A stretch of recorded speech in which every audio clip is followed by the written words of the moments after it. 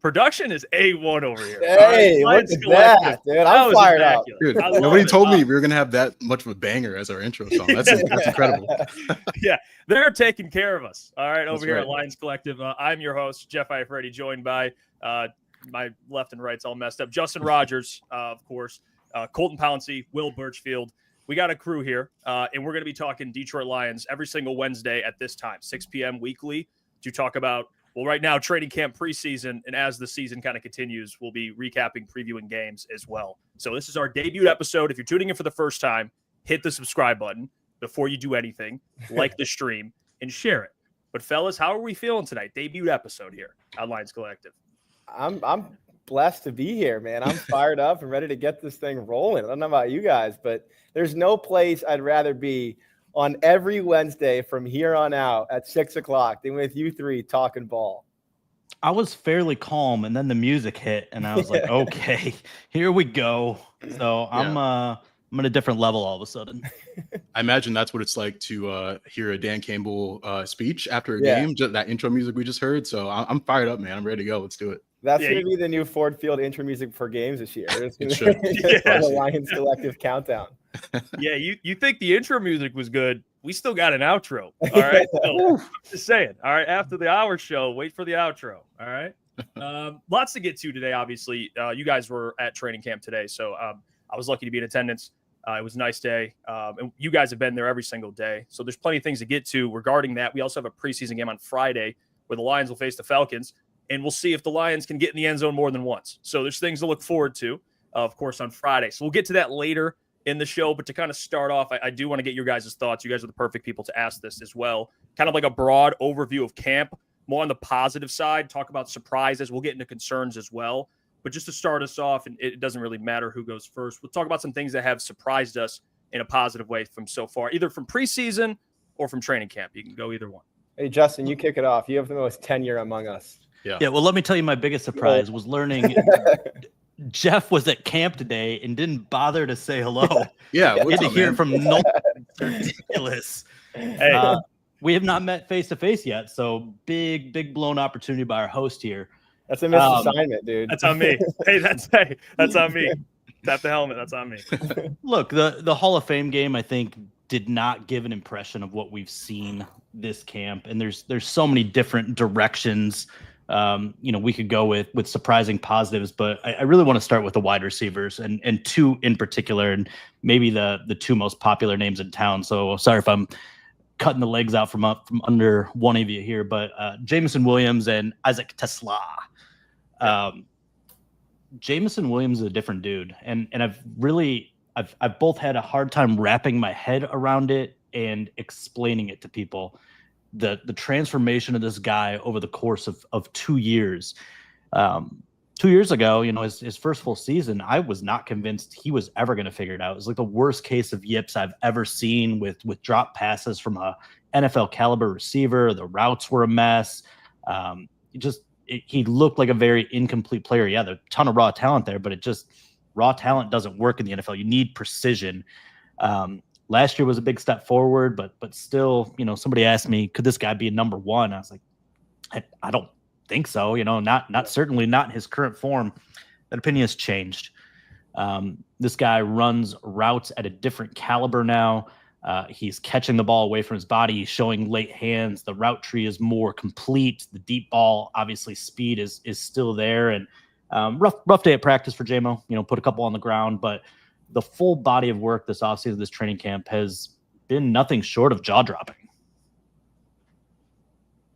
Yeah, I tend to agree with you there. Like, he's not the same guy that we saw last year, especially not 2 years ago. That was very much an immature JMO that was still kind of learning how to learn this league. But for my answer, I'll go with Ahmad Hassan, 6th-round pick. Yeah. He's been really impressive to me. And, when he was coming out of Boise State, you knew that, he didn't have the measurables, the pure athleticism. That's kind of why he ended up in the 6th round. But what he did have was an insane motor and an ability to keep going and never stop. And we've seen that in practice. I think what's impressed me most about him is just how quickly he's learning in real time. He's picking up moves that I didn't know he could do. It's kind of like you're looking around just like, how did you do that? Where did you learn that? And then you talk to him. He's like, oh, I picked Hutch, or I've been watching him, or picking the brain of Panay Sewell and learning like how my counters can work against him. So this kid is like a quick study. He loves the game. He's so appreciative just to be we talk to him. He's like, yeah, we have like snacks in the weight room. That's so cool. Lobster mac and cheese. Yeah, you know, he's just so excited. Like I think he's gonna try some shawarma here in Dearborn pretty soon. Yeah. So yeah, he's just happy to be here. He's having the time of his life, but he's also learning quickly. And you know, he's playing a position that, you know, there are some question marks with the depth at the edge position right now. We don't know if Za'Darius will be back as things currently stand. They've got Hutch and Marcus Davenport as starters, but I think going in when he was drafted, I wasn't sure just how quickly he'd be able to kind of ascend up the depth chart. But we've seen him like worked in with the first team a little bit when guys have been out. He's been a mainstay with the second unit, had a great preseason game. So I don't want to put a ceiling on where he is right now. At first I was like, might take some time to crack the lineup, but he's growing rapidly. And I think that's something that a lot of us can say about him. Yeah, I'll echo Colton only because I also had Hassan's name written down. And yeah, I think his acclimation is already happening more quickly than any of us thought it would. And it was interesting that Brad Holmes was on 97.1 this morning with the morning show, and he was asked, as he is every time he's asked about his team, about the defensive end position opposite Hutch. And of course, highlighted Davenport right away, and then pivoted pretty quickly to Hassanin and expressed a lot of the same sentiments that Colton just did. And when I watch Hassanin, especially in that Hall of Fame game, I see a guy who just seems like a pain in the ass to have to block down after down after down, because even if you think you've won the rep initially, he's not going to stop going after you. And I think that wears on an offensive lineman over the course of 2 quarters, 3 quarters, 4 quarters. And yes, he is also studying Hutchinson's tape to the point that he might be wearing number 97 on Friday night. If he had his way, he might be seeking his autograph. But the motor obviously jumps out. The power jumps out. You can even see some of the CrossFit tendencies maybe leaking into his game here. And then I'll just go more generally about the defense. I've been really impressed at how cohesive and disruptive that unit has looked so far. And I know that tends to be the case for most defenses around the NFL at this time in camp, typically have the upper hand on offenses. But even with Onwuzurike out for the year and McNeil still working his way back, I see a unit that looks like it could be much more than a liability, much more than average, maybe even a difference-making group this year. And I was talking with Alex Anzalone today about that. And I should say the first thing he said when I asked about the defense having the upper hand so far was, well, look, Taylor Decker's out. And that was his way of saying we've obviously been picking on some second string and third string left tackles, and things will look different when Decker gets back in there, probably as soon as next week. But the other thing that he said that I took note of was that we're pressuring more. And look, this is a team that blitzed with the second highest frequency last year of any team in the NFL. And so when I asked him, is Shep more aggressive? He said not more aggressive, but just so far he's more creative. Like he's giving them a little more freedom to change the pressure as opposed to just running the pressure set in stone that AG may have called. And I think that can be hard to pick up on just watching practice. I think that might come to light the more we see the first team defense playing games, the more we all get a chance to look back at film. But that caught my eye that I think Kelvin Shepherd is putting even more on the players' plates and allowing them to think in real time as a way of getting home to the quarterback. Yeah, I mean, that's the way he coaches, right? He teaches conceptually. So what is the purpose of the play? And if you give that freedom, as long as the 11 on the field know the purpose, you should be able to have some of that ad-libbing ability. The blitz game's been great, but I do want to dip back to Hassanin really quick because, I see it too. Campbell actually used a term with Tyleik Williams to talk about Tyleik Williams, say the shock and shed. And I think it's a perfect fit for Hassanin as well. The run defense feels, I don't know if advanced, but NFL ready, I think is probably the way I would describe it. He is able to really jar the offensive tackle and shed and contribute in the run game immediately. And you get the sense he appreciates the value of stopping the run first, and he used the phrase earning the right to rush the passer, and that's where he's still developing. We see little flashes of it. I think it's going to be a lot slower coming along, but I think it is a guy that maybe can contribute a little bit earlier than we anticipate. And I want to transition back with that same mindset to Tesla. This is a guy that I think we all looked at as developmental to a degree, and we're just reading into what the coaches and the front office say when they add the guy that's from Hillsdale, had a limited role in terms of playing mostly in the slot for Arkansas, and they're moving him to the outside. He's got to learn better releases. He's got to learn better routes. And I use the phrase flatten the curve. Like the learning curve we thought is just much flatter. Most of his work is still coming with the second team. What's it he told you guys today, that when JMO gets super tired, he gets those reps with the first team. So it's only been a handful. But I think I'm speaking for the group here that Tesla's going to contribute a little bit more than we anticipated, I think, a month ago this season, his rookie season. What's crazy is that Colton and I were standing side by side during a practice. I think it was last Sunday, so 4 days ago, watching receiver DBs one-on-ones. And I think we watched Tesla make a play and then maybe Tim Patrick not make a play. And I turned to Colton and I said, earnestly, who do you think has more receiving yards this year, Tim Patrick or Isaac Tesla? And he said, oh, man, that's going to be close. And I honestly feel like 4 days later, it might not be. Now, part of this depends on how serious Patrick's injury was today, and we still don't know exactly what went down. It sounds like it might have been a quad issue. But if you take the way both of them have played through 2.5, 3 weeks of camp, Tesla is clearly the more impactful player right now. And we even see Patrick running a little bit with the twos. But I wanted to note on Tesla, like he and Colton, you and I also talked about this, he ran mostly out of the slot at Arkansas. And when you look at him, you don't imagine a slot receiver. He has the tools and the physicality and the ball skills to win outside. And he was saying today, the biggest difference in running outside versus a slot is that in the slot, first of all, you have so much more room sideline to sideline.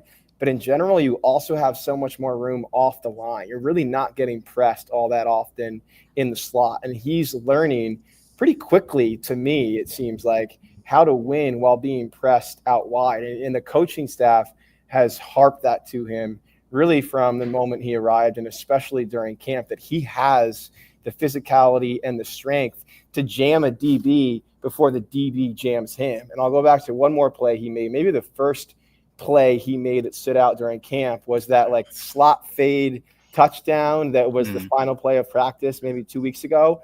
And earlier in that practice, he lost basically that exact route against that exact same corner, who I believe was DiCaprio Boodle. Is that correct? I think and you're right, he told me afterwards, like, I just tried to do too much on that first fade and never really gained separation. So on the second one, I just did a quick little dip, jab step, and go, and I got down the line. And that's growth in real time happening over the course of a practice. And it seems to have accelerated even more since. He said today, even when it's a 50-50 ball, I consider it 70-30 or 60-40, call it what you want. That's think right. I have the physicality, but also the hands in the air to come down with every ball that's thrown my way. He's already talking like a really confident player, despite his pretty minimal track record in college. And you saw some of that confidence, first of all, when he put his shoulder down and basically ran through a DB in the Hall of Fame game. And you heard it today. And I love this. When someone asked him, what a confidence boost it was to play well in the Hall of Fame game. And he was like, yeah, I had 2 catches for 46 yards. Like, it's nothing that major. I expect to do that, was the subtext, against second and third string defenders. And I expect to do more of that moving on. So my long-winded way of saying, I think by the end of this season, he has bigger numbers than Tim Patrick. And I don't think that's a bad thing for this team. Yeah, just one more thing on Tesla. I'll add. It's kind of wild to think about, really. I think when. Yeah. Oh, I was just gonna say, when I look at him, I feel like he's almost bored out there when I watch him on the field, because like he is getting all these reps with the second string guys, and I quite honestly I think he's earned the right to have more of those first team reps. Well, I think he's go ahead. No, I finished your thought. Sorry. I just think he's earned the right to kind of get more of those reps with the first team. He does look a little bit bored out there, and the physicality stuff and winning on the outside is kind of some stuff we didn't really see at Arkansas. You know, he had a limited route tree. He was running a lot of comebacks and crossers and hitch routes, mostly from the slot. And he's still working from the slot quite a bit. But when you do see him on the outside, you want to see him be physical with those corners. And he's done that against the second string corners. Now what I want to see is him go against Amik Robertson, go against DJ Reed, go against Terran Arnold. That's I think the next test for him. Because I think, quite honestly, he's proven all he can against the second stringers. And I spent the whole day watching him today. He looks like he's ready for more opportunities. Like there are a couple of times he almost, I think Scotty was like, all right, Salah, you're going in. And then something changed and he's like about to run in. Scotty's like, wait, hold up, go back. Yeah, and he looks so bored, so sad, like walking back to the sideline waiting for his opportunity. But I do think it's coming. I do think at the end of the season, when we look back, I think by the time, you get to late November, December, he's going to end up being a pretty big piece of this offense, and that will springboard him forward going into 2026. Would you agree, though, Colton, that you'd be willing to bet more on Tesla than Patrick at this point, even if you weren't 4 days ago? It seems like a lot has changed since then. Yeah, betting is not allowed at the Allen Park facility, so I will refrain from answering that. But no. I do think he'll work himself into that mix. And Tim Patrick, he's been pretty honest with us. He's not used to practicing this hard as the Lions do. I think that's something that a lot of people are learning when they come here. These guys go hard every day. They never really rest. So I think he's kind of feeling some of that now. But once the season rolls around, he's going to get into a routine. I think he'll still be a pretty solid piece of this offense. Isaac also has a pretty cold nickname that has obviously made the rounds on Twitter, and we should give it due to is it Lions? It's one Pride guy on Twitter who suggested the name Coleslaw because he's white and dangerous when left out in the open. And that boy, look, man, I brought it to Isaac, and he was like, "Yeah, you talking about the tweet?" I was like, "Yeah, you see it?" He's like, "Yeah, I'm down. Like, I'll roll with it." It beats Vanillatron. Who's ever thought of that out there? That's fair. I'm out on both. Keep workshopping, boys. Yeah, you can see a common theme with Brad Holmes' wide receivers. I've noticed they have similar traits. It's confidence. They do. You talked about Ahmad Hassan earning the right to pass rush. You have to earn the right to get the rock if you're a receiver. I mean, these physical run blocking receivers is a common theme with Isaac. And I know listen, fellas, I fell victim to this as well. It was not about the player, but it was the trade. It was like, who, what, where, Arkansas? And then I think everyone's immediate reaction is to check numbers. And then you watch the tape. And it obviously is different from the numbers. But when you check the numbers, it's like the instant gratification. You're like, what? Yeah. And then you see him. And I think he's like the perfect surprise because and I could speak kind of from the fan side, like going and watching him, you're like, this guy, much more, his game's much more matured than everyone initially thought. He's making plays, winning one-on-ones. I know, he doesn't need a lot of separation. Clearly, you talked about that, Will, too. He's a freak, and he has the advantage. I mean, he's 6'4". He's bigger than most DBs. So he's making plays. He's a hands catcher, which you see that on full display. Like, I agree 1,000%. Like, as much as I think Tim Patrick, with a new offensive coordinator, he has that reliability. He's been in the offense. Yeah. By the end of the year, I just believe you can do more with Isaac in your offense than Tim Patrick, and that's all due respect. I just think he raises the ceiling a little bit, because he's 6'4" and he runs a 4.4, which love Tim Patrick. He ain't getting 4.4 at this age. He's just not. No. So I think Isaac brings a lot more to the table in that area as well. It's not a mistake that when Tesla runs routes after practice, he's catching passes from Jared Goff, not Hendon Hooker or Kyle Allen. Like, they're already beginning to hone that rapport and that connection. I think both of them envision him playing a pretty significant role, at least at some point this season. He's out for a minute, but Dominic Lovett too. I mean, you talk about a guy that just kind of stunned me with how aggressive he blocked in that first preseason game. He really got after it. I know he saw a lot of targets, and it was a little chaotic at points. Some drops, some slips, some catches. It was all over the place. But it looks like Holmes might have mined a talent that will contribute this year and going forward there as well.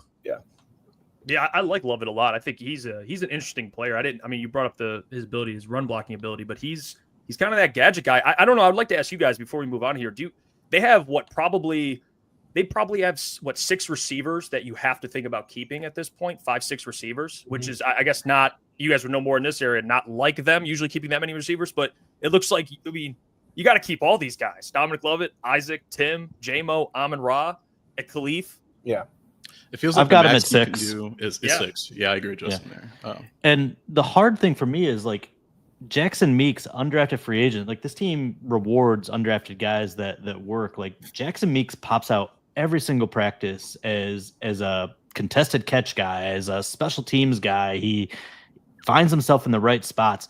I don't know where you find room for that guy. Like I don't think you can justify a 7th unless, you know, Lovett's abdomen injury ends up being more serious than it is, and doesn't sound like it will be. Like, I don't know, if Meeks can get through waivers, that's a really nice add on the practice squad as well. Yeah, he's got some one-handed catchability. That alone is worth keeping around. Yeah, no doubt. I've seen the guy make plays, and he was. Yeah. I mean, he had the drop. Obviously, the ball ripped from him in the preseason game, but overall, he was making plays out there.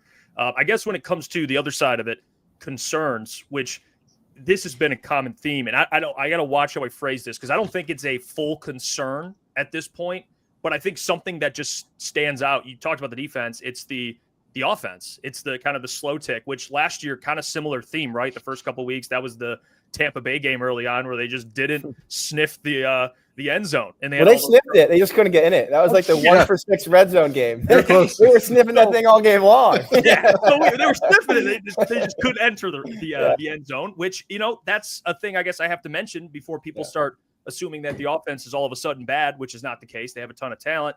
But the offense seems like the defense has just been ahead of the offense. And I think more specifically, when you're talking about the offense, my mind goes to the O-line because Decker just got back. Obviously, you lost Frank. You have Graham playing center now. Tate's at his natural position. But I think what I've noticed just from the couple practices I've been is you see the O-line. I saw it one without Taylor Decker, and then I saw it today, a little different perspective. But they weren't really hitting today, so it's hard to really judge it. Right. But the offensive line, it's going to take time. I think that's fair. I mean, you had Kevin Zeitler last year and Frank. Those guys are steady Eddie. Now you're going to a much younger O-line, and Christian Mahogany's looked really good. But I think the concern for me, and it's more of a question, an unanswered question heading into the season, is how does this O-line look week in and week out? And what does it look like not just week 1, week 2, week 3, but by the end of the season going into the postseason? Because I think that's what matters. It's not just the gelling process, but it's where they end up. I think we're just going to have a way better perspective on this group after the joint practice with Miami. And I'm assuming at that point Decker's back practicing because there's a pretty sharp drop off. And this is not unique around the league, but from, you know, starting tackle to a backup. And that is certainly the case with Taylor to Dan Skipper, who's, you know, an adequate NFL backup. And then it's a gulf between Taylor Decker and Giovanni Manu. I mean, it's just staggering, and the offense can't operate effectively. And Dan Campbell said something today, and I don't know why it didn't click in my brain sooner, but he said Aiden Hutchinson is back there so frequently that he wrecks practices. And there's often these times where we're standing on the sideline and charting plays, and we're like, why didn't they whistle that dead? Aiden was back there.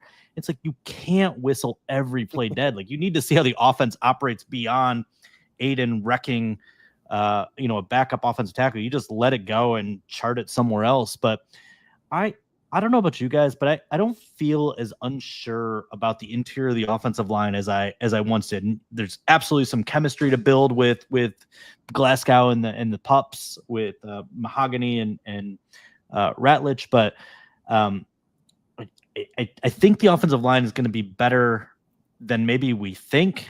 And certainly we'll have a better perception of that once Decker is back in the fold. But until he is, like I just am having a really hard time grasping how much that's the responsibility of the entire offense's struggles here in camp. Yeah, I was surprised a little bit at how quickly they pivoted from Ratledge to Glasgow at center. And that spoke pretty clearly to me of their reservations about Ratledge's ability to pick up center as a rookie. Because I think, Jeff, you and I are in agreement that my perspective on the offensive line was that this coaching staff is so hyper-focused for the right reasons on how this team is playing in December and January that it was maybe worth living with Tate's growing pains at center early, knowing that his ceiling might be higher than Glasgow's, by December and January. And then you put him in there for 3 or 4 games where he had never played a game before in his life other than a few practice reps at Georgia. And you realize that this is a monumental ask of a rookie in a really complex offense, which is something that Graham has talked about. Like, they run every single kind of run scheme, from gap to outside zone to inside zone to trap to wham to pin and pull to tackle pull. That to put those assignments on the plate of a rookie while also asking him to diagnose the defense and sift through 11 players and make the right checks in concert with Jared Goff was too much. It was too heavy, and Glasgow is better suited for that job as someone who has spent a lot of time in this offense already. But we're so used to seeing this team run the ball through like the A gap and the B gap and behind their interior offensive linemen with relative ease, that it has been pretty jarring to watch them struggle to move the ball in the trenches on the ground for most of camp. Yeah, Jameer has broken a couple outside. Demo's broken a couple around the edges. But to me, anyways, watching this team try and move the ball up the middle has been a struggle. And that's where this offense is built. And I think that's where the coaching staff probably wants to see the most growth between now and week 1, because the offense won't thrive the way it has without the ability to run the ball, especially behind the interior of the offensive line. Yeah. What I love working with Will and Colton is they challenge the way I think and make me think differently when we have these conversations on the sideline. And the point Will made about this coaching staff being so hyper focused on December and January made me reconsider how I always thought Glasgow was going to be the starting center. And I go back to Dominic Raiola, Travis Swanson, Graham Glasgow, Frank Ragnow. All those guys started at guard. I didn't see any way they would start a rookie at center. This is the way I kind of always thought it would go. But to even put that thought in my head, it was a really smart observation. And I have to imagine that I still think they view Ratledge as their 2026 center. Yeah. It's just, let's be a little patient. And, you hinted at it. I've heard some things that the Goff had more to do with this kind of change than maybe anything, right? You want your quarterback to be right. If your quarterback's not right, the offense isn't right. And I think Goff preferred the comfort and security. I know Goff preferred some comfort and security of having a veteran he knew and understood versus a guy that's still kind of figuring it out on the fly. He doesn't want to wait till December and January as much as maybe the coaching staff does. Yeah, nor should he. And I had 2 schools of thought going into that battle this summer. And it's like, if you want someone more athletically similar to Frank Ragnow, the guy you just lost, it's Tate Ratledge, right? He has the high RAS, and he's got the length and size and like everything you want out of a long-term center prospect. It's just he didn't have the experience. All he was limited to was some backup reps in practice, right? Like, he was essentially going to be the next man up if there was an injury for a game. That never really happened. He didn't need to go into a game. So when you hear stuff like that and you're like, oh, he's a quick study, but we don't really know. And it's like, okay, it seems like they would like for him to take over this position next year, but and at least see what he can do early on in camp. And that's what we saw, him getting a bunch of reps early on. But at some point that shift happened and they're just like, okay, the other school of thought here is, let's make our quarterback as comfortable as possible. Let's put him with a guy that he knows, a guy that he's played with before. And Graham said himself, I think ideally he'd want to play right guard, but if you're going to ask him to play center versus play right guard and help the young guys around him anyway, just put him at center. I think that's what he said to me and Justin and a few others. If you're going to make me make the calls at the line anyway, just put me at center. That's if I'm going to play center and guard, I'll just play center. Exactly. And like, it's things like that where it sounds so simple, but then you hear it from player himself and you're just like, okay, yeah, there it is. And they haven't really gone back since that conversation. So I agree with both of you. It's like, it's hard to really evaluate this unit right now because they've had so many rotating guys in at left tackle. Dan Skipper, when he was playing, was getting work by Aiden Hutchinson. That happens a lot. Aiden Hutchinson's a great player. Giovanni Manu's going through some of that himself, and he's a lot, not as far along as even Dan Skipper, who's been in this league for a while. So he's still learning on the fly, and he actually had a tough day at practice today, and Justin and I and a few others kind of saw Taylor out there giving him some tips, and I talked to Taylor after practice, and he goes, I had those moments when I was a rookie, and I struggled on the field, and when I was going through it, there are so many guys that would come up to me during practice and say, hey, maybe you should do this instead, or hey, look out for this. And it irritated him to have those conversations during practice. So he waited until after practice, sought out Gio, and was like, hey man, how you feeling? I just want to see where you're at after a tough day of practice. And like, ideally Gio was taken over for Taylor down the road. That's sort of the blueprint for them, but it's good to see a guy like Taylor Decker, kind of mentoring these young guys. And, he's going to be back here soon. He said that he expects to be back out there next week, but until then, you can't really get a full evaluation of this offensive line, of this unit, because Hudge is out there wrecking things. Like it's a good thing that he's looking like his old self and he's wrecking every other play. Yeah. But I agree with Campbell. It's like, come on, man, can you give us like a couple of reps here to see what we have? So it's a tough balance, but you like both sides of it, I think. Yeah, I almost put Hutch as a surprise. I mean, I'm sitting here going, what? Does this guy have a cyborg leg? I mean, what are we doing here? He looks elite. I'll say in favor of the offensive line, while they lost a pillar and maybe even two in Ragnow and Zeitler, I think by the end of this year, they will have gained one in Christian Mahogany. And no doubt. Not just saying that because he's a fellow Boston College Eagle, although BC does have a bit of a reputation for churning out some interior offensive linemen. I'm saying that mostly because he plays with the kind of ferocity and nastiness that Hank Fraley requires, that Dan Campbell requires, that this offense at large demands. And he's the kind of guy who will win a block and then go look for someone else to block. Like he's talking today about how much he loves run blocking and how, his dad, when he was growing up, was a Cowboys fan. And so Larry Allen, the Hall of Fame guard, was one of his favorite players and one of the players that Christian watched the most growing up. And he said he's always just tried to play with the same nastiness as a guy like Larry Allen. And I said, it's hard when you're looking as a young offensive lineman for players to emulate. You can't just like turn on an all 22. You can't find offensive line highlights. So he would go to Madden and just find the highest rated offensive lineman and then try and play like they played. But most of all, try and approach the game the way they approached it. And, we do see him, especially as a run blocker, beginning to pave some lanes for Gibbs and Demo. And I think we look up at the end of the year and you feel really good about where they stand at left guard with Mahogany. It's weird seeing number 73 out there. You think of why he wears Jackson, right? Yeah, he wears 73 for Larry Allen. Yeah.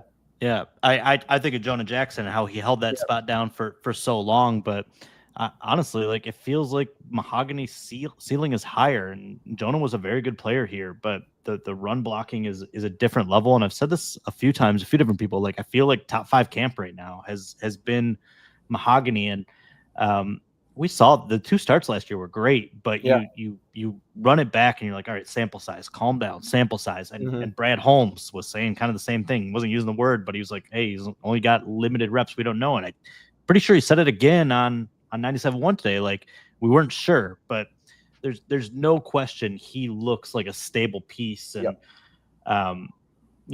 again, just another Holmes find. I mean, that's why this franchise is where it's at, is because Brad has continued to find pieces, and the coaching staff is able to maximize it. The symbiotic nature of those 2 elements right now are why this organization is where it's at.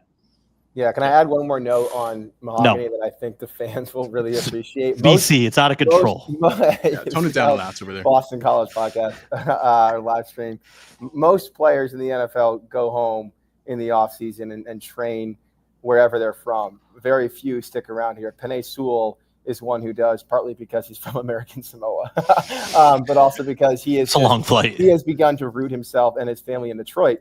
One of the others that stayed behind in the offseason this year was Mahogany, and he trained every single day at the facility with Sewell, and said, that was a challenge. It's easy to forget that they're the same age. In fact, they're separated by like 2 days in birth, but Sewell has been in the NFL for 3 more years essentially. And you watch Mahogany play and you see elements of Sewell in the aggressiveness and the finish. And I just think that if Sewell, even in the smallest ways, rubbed off on Mahogany this offseason, both in the weight room and on the field, and it looks like he has, that's obviously a really good thing. I'm looking up traits of their zodiac sign right now to see if aggressiveness falls in. Hey, well, Justin, throw me in there. I'm 11 days from Penei Sewell. Obviously, the physical stature. We're getting there. Yeah, 24. Is there a difference there in physical stature? Is there? Yeah. I'm sitting down. What's your Raz? Hey, Mahogany, he's actually a player I'm super excited for. I'm fired up on Mahogany. I still don't know. I mean, you should be. Thank goodness he came out of the womb with one leg longer than the other. All right. I don't know how that works, but if he's available in the 7th round, I'm cool, or the 6th round, I'm cool with it. Have anybody? None of us have asked us about this legend that has grown, right? Like, I don't notice a man that's like standing lopsided. Is this a Boston College thing? No, but I'll note that I believe Tarek Skubal also has different length legs. So, he's in good company already. What is happening? That's a great point. That's an excellent point. I want to bring up another concern. Since this is kind of like the icebreaker episode, I want to know if it's as big of a concern as fans think it is. And this is a good way to ask you guys, is QB2. Because I think there's a section of people that believe, and I agree with it. If Jared Goff goes down, you're screwed anyway. You can bring up Nick Foles. That's an off. To me, that's the exception. It can happen, of course, but beating the greatest quarterback to ever exist, usually an exception. Usually, if your quarterback's out for the season, you are screwed. But there are times where during a season, and we see this often where quarterbacks, will get a concussion, they'll be ruled out, or they'll miss a game, 2 games, 3 games, and you are a contending team that has to win your division, or you're playing for seeding, and that's where the backup quarterback, you at least want someone that can give you a chance to play. And then there's a split crowd on it. I think right now with what they have, there's a player like Hendon Hooker who they seem to be excited about in terms of his development. Obviously, he has the pedigree from college. I was a big fan of his coming out. Brad Holmes drafted him, so there's a reason to be somewhat excited.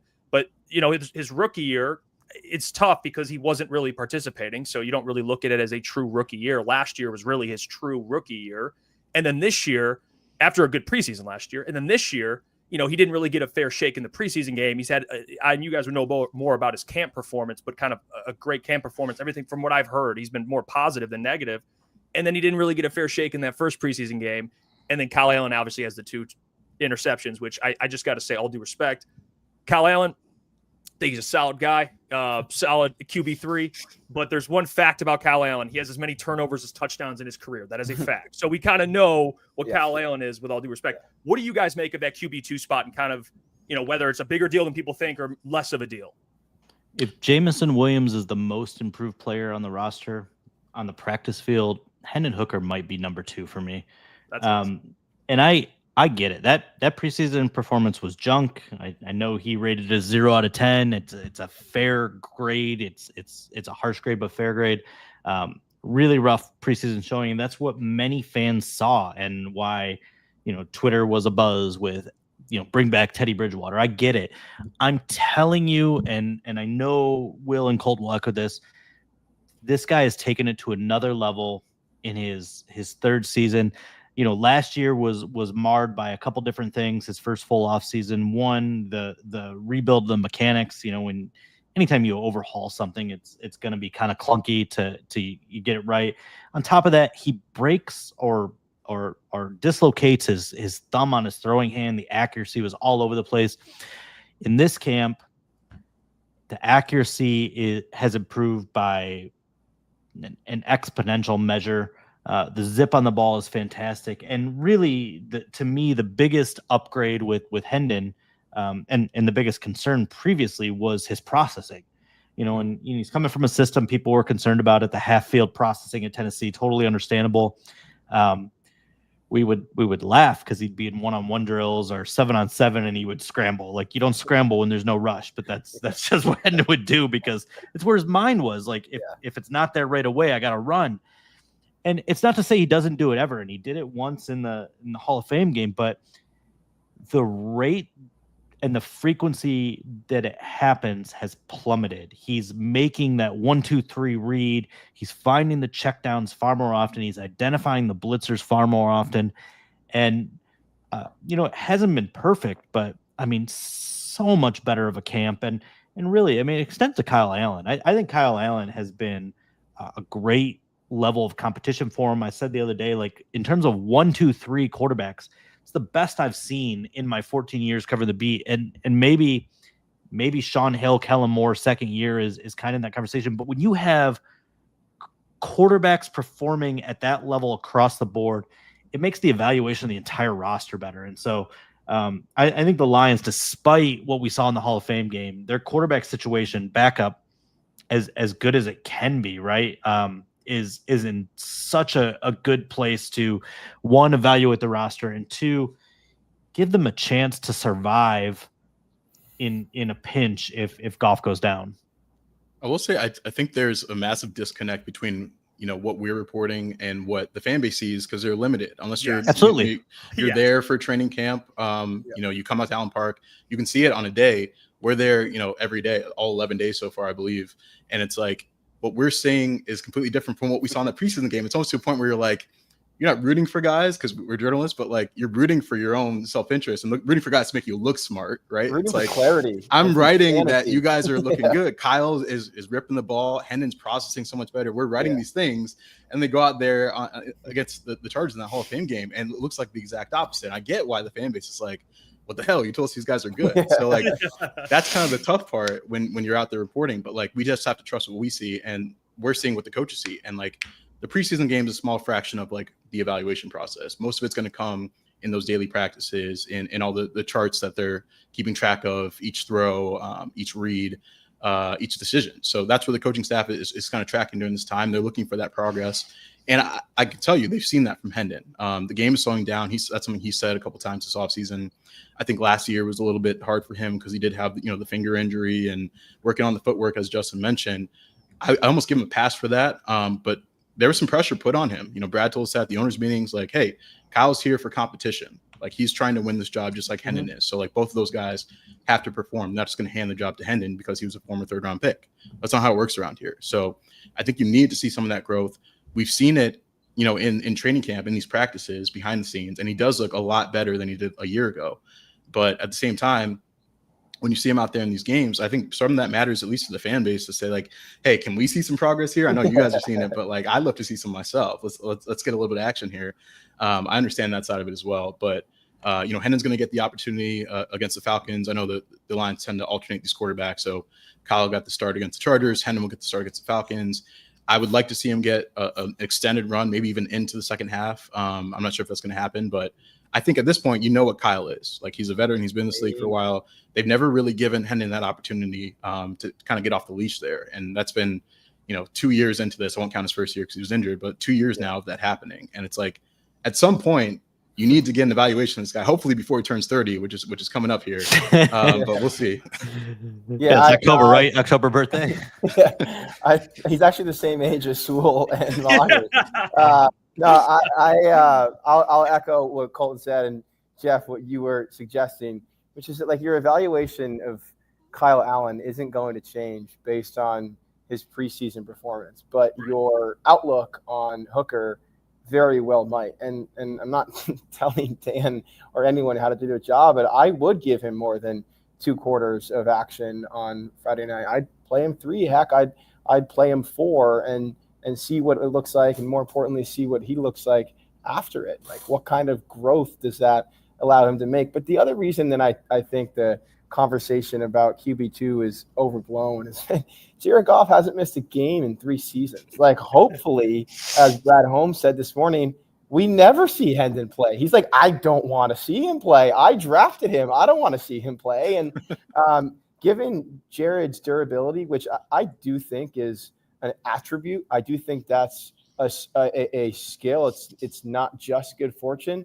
I don't think fans should be fretting so much about what the QB2 situation really looks like. Jared has a way of absorbing contact and absorbing blows. It just kind of makes him like a rubber band man. He's kind of impervious to taking the full brunt of a hit. And, unless something freakish happens with, like a rolled ankle, I just don't foresee the Lions needing to turn to Hooker. And so it might be that by the end of this season, it's once again a moot point, assuming he can get through a playoff game without having to call Teddy Bridgewater. I think, right, he's shifting into dad bod era now, right? That's how it works when you have that first kid. So it's only going to get stronger, right? But it's while we're talking there, I looked really quickly back to my final roster projection last year, and I had them keeping 3 quarterbacks. Hendon was never going anywhere, but I still felt like the full body of work, they weren't going to trust Hendon going into the season quite yet. And I was wrong. I can admit that now. Hendon did surge across the finish line with that last game. I haven't felt that way this camp, and I think you could justify keeping all 3, but I think Hendon at this point, I trust him fully as a backup quarterback. And you can talk about Goff going out and the whole thing falling apart, and that's true. Same thing I said about offensive tackles. Like, it's a disaster for most backup quarterbacks around the league. There are very few guys. There are very few Ryan Fitzpatricks or Nick Foles or Gardner Minshew's around the world, and you got to pay those guys $7, $8, $10 million.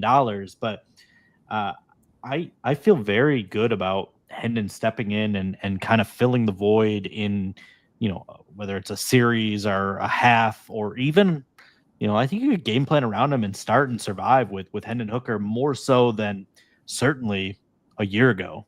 Justin's lying. His roster projection last year had. I looked at it. No, you're correct, but it was Jared, Hendon, Jake Fromm. It says out Jake Fromm guy. Wow. You almost forget about the Jake Fromm experience, to be honest. An era almost unto itself. It was a great. What was your favorite part of the Jake Fromm era? Yeah. I declined further comment. Well, we got about 13 minutes here left of the show. I guess this is. Oh, we have limits. I do. I'm just kidding. I'm kidding. I guess as a technical term, 13 minutes. But what are we expecting from Friday's preseason? We talked about the quarterback battle. Obviously, that's going to be the big thing, Hendon Hooker. But you could go into it more, or anything besides that. But what you're looking for against the Falcons? I really want to see what Keith Cooper does with another opportunity to make plays. This is becoming the unheralded story he's becoming the darling of training camp, at least among the undrafted free agents. There really isn't a path for many, if any, to make this highly competitive and highly talented roster. But Keith Cooper happens to play a position where the Lions do have some holes to fill and do need some depth behind their guys up front. And look, it's no mistake that he's gotten some pretty steady run now with the first team and second team defense. And when you ask offensive linemen in particular about Cooper, they all point to his length and how he's longer than your typical nose, a little more powerful maybe than your typical 3. He has this versatility to play at essentially every spot on the defensive line, and we know how much this coaching staff values that. And I think it was Mahogany today who was just talking about some of the challenges that Cooper can present just with his length and how that stands out at the 3-tech. And I'm intrigued to see if he can continue his momentum on Friday night. I'm so guilty at looking at the RAS, friend of the program, Kent, right? Like he does such great work, and he's brought such an interesting dynamic to researching prospects. And Cooper's RAS is not good. It's not particularly good for a defensive tackle, but there's an undeniable quality to his quickness off the ball and his ability to kind of disrupt the backfield. And feels like he's showing up in our notes every single day. I don't know how many UDFAs have made the roster. It's like a 15-year streak or whatever. And we were having the same questions last year. How many guys, is one going to make it? And of course, 3 to make it. So shut us up real quick. So, but it does feel like, I mentioned Meeks earlier, not really having a clear path. Like, it does feel like Cooper is the guy if that streak is going to continue. There are a couple, you're digging way deep. If we're taking backup quarterback off the table, and that's certainly the thing to watch in this game. Like, I want to see how the tight end 3 competition continues to shake out. The Zylstra, Kenny Yeboah, and I guess if you want to throw Zach Horton in that mix, what are they looking for there? And then, now that Dan Jackson is out, that safety 3 spot is wide open, and Strickland got the start in the first preseason game. I think that's kind of a hint on the idea that he's ahead in that. But how do you not like Ian Kennelly, right? Like, super athletic. He's the new Jerome Copeland for me. He's the new Osprey. Delivered a straight up choke slam for his, I think, first tackle in that game. Undertaker would be proud. Just a super athletic, super physical, clearly very raw talent coming out of Grand Valley. But like, I kind of want to see that competition, and I don't want to dismiss Maurice Norris, like an absolute missile in practice, looking to hit anything that moves. So it's probably boring to the average fan, but that's where I'm looking at, is where are they going to fill those roster spots 50 through 53? Who's the guy that's going to stand out and merit continued development, maybe carve out a role on special teams? Yeah, thank you guys for leaving me with crumbs for this answer. Crumbs. I had to shoot my Keith Cooper bullet before anyone else did. That was great. I know, it's the first name I had highlighted too. Will, damn it. I'll go with Taylor Decker. Dan Campbell said he's going to get some snaps. Yeah. Joke about it. If not him, though, there are a couple guys that we don't know if they're going to play, right? Like Tyleek and Tate Ratledge. Dan said they might get a couple snaps here for us, right? I would love to see it. I know those guys are going to be really valuable to this team, and I understand the risk of playing them in the preseason, but hey, they could use some extra work and some game reps. I don't think that would be the worst thing for them, even if it's for a series or two. I don't think that'd be the worst thing. Another guy, Sione Vaki, we haven't seen a ton of him. Oh yeah, good call. Kind of in and out of practice. I know he wasn't out there today. Will we see him?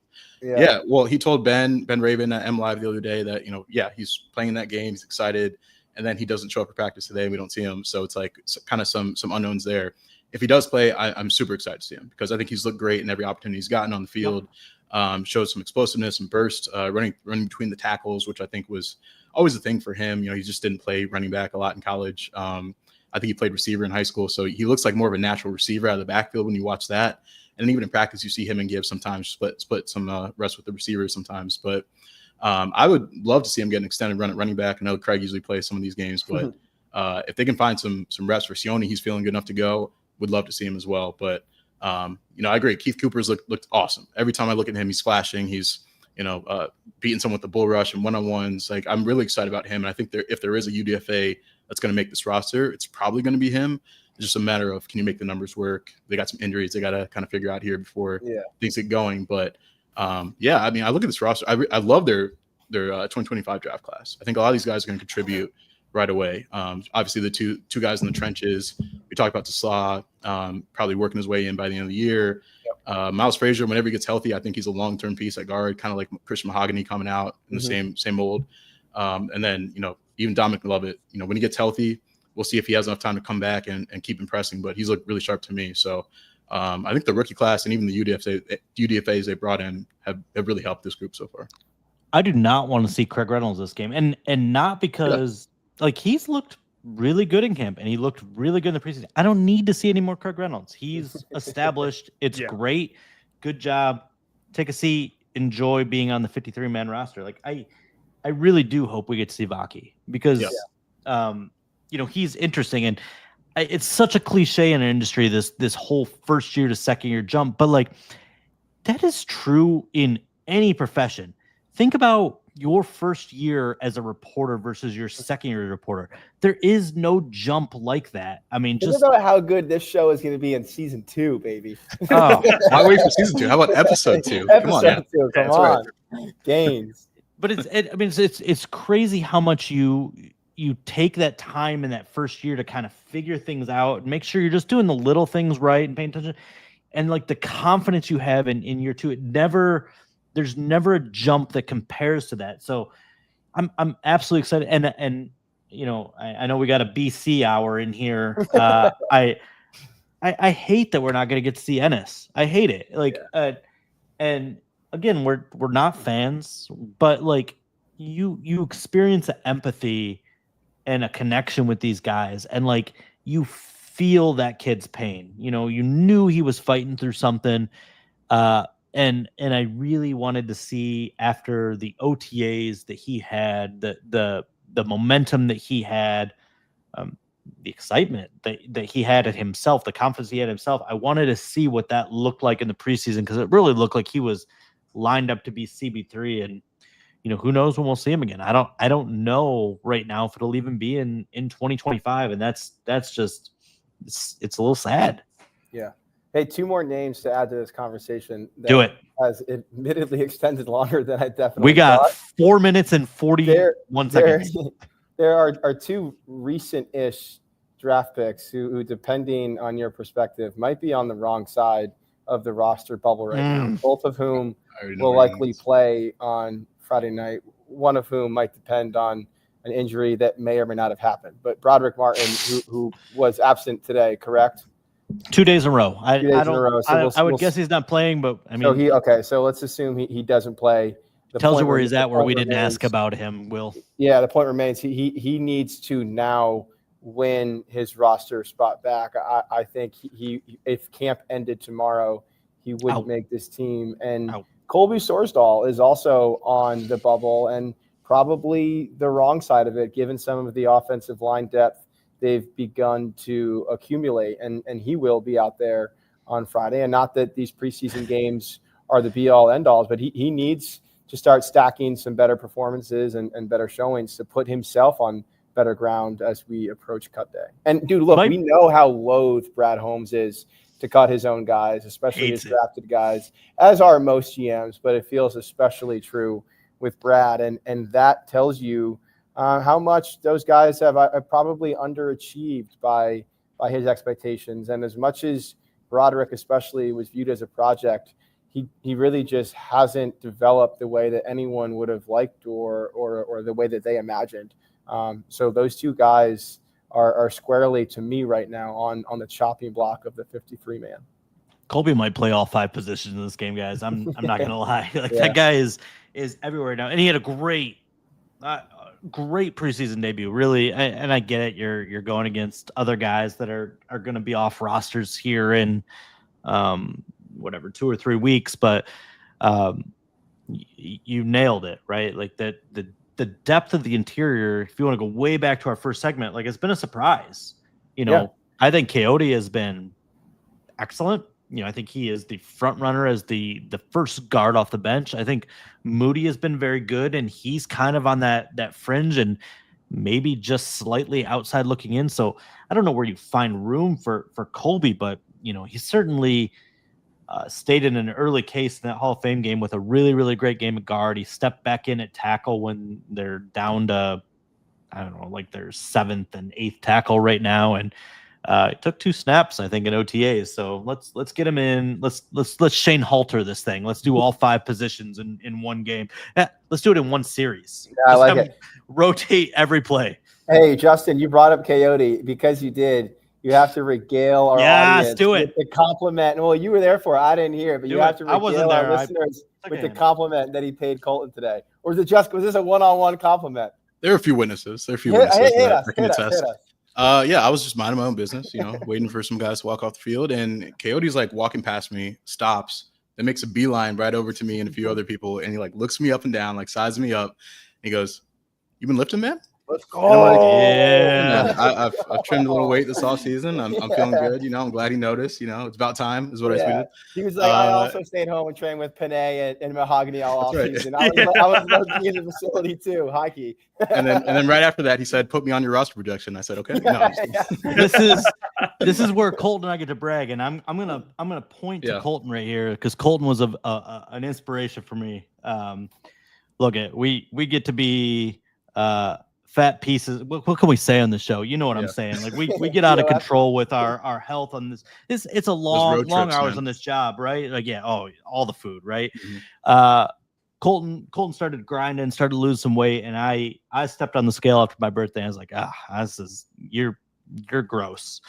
What have you dropped, Colton? Tell the people you dropped. I think we're at 45 pounds right now. Since March. Came back from the combine. I was like, I don't feel good. Let's change this. So 45. I'm trying to catch this, guys. I'm at 36 since May. That's right. And I got Derek. Practice all I got season. Derek Barnes checking me out at the That's beginning right. of camp. That was like So, day 2 or something, The right? players are noticing we're on their roster projections, as Colton said. So, Yeah. what's that Office episode where they all step on the scale? This podcast is Yes. down. Yeah. We're Yeah. down a good Lions 80 pounds Collective right now. is So down let's collective go. weight. Lions I Collective is think down the collective weight. closing segment every week is going to be a weigh-in. We're all step on the scale. Will's gonna be together, drinking Bud Lights. Yeah. Me and Will Might need be to a put sponsor on there. pounds. That's what we need to do, Will. We need to be going up a little Yeah, bit. 100%. All right. No, but that's good for you guys, man. Good for you guys. And I think this, you know what? We're an hour and 1 minute. So We did it. timing-wise, We did it. Smooth. We crushed this. Yeah, And time we to land the appreciate plane. yeah, about time we land the plane. Appreciate all of you in the chat as well supporting the first episode. Again, this will be weekly. We got a chat. Wednesday. Yeah, you know what? Oh my god! I just found it. Well, Look at you guys. look at this. Oh, There's man, I easy. just found it too. Damn. They want to got see you, more got you chest guys. hair. Let's see. I mean, that's There like, you go. what are we doing here? I mean, Yeah, let The people. them see it. this is pretty successful. This is pretty successful. We'll That's be back amazing. next Wednesday, 6 p.m. To recap this preseason game and, of course, preview future games as well. Yeah. Appreciate you all for joining me. You guys know, you should already know the faces that are already here. Founder of the Detroit Football Network, Justin Rogers, Will Birchfield, Colton Pouncey, both cover the Detroit Lions. Colton for The Athletic, Will Birchfield working with 97.1 The Ticket. We'll catch you guys next Wednesday. And, of course, check out Crunch Time Sports. That's what we'll find. And Absolutely. we also know that the chat exists now. So we're diving in. We're diving in next week. Now that we know Let's it's hear there. that outro. I'm dying music. looking at these comments. Yeah, hit the outro. Hit All it. right, outro. Catch you guys next week.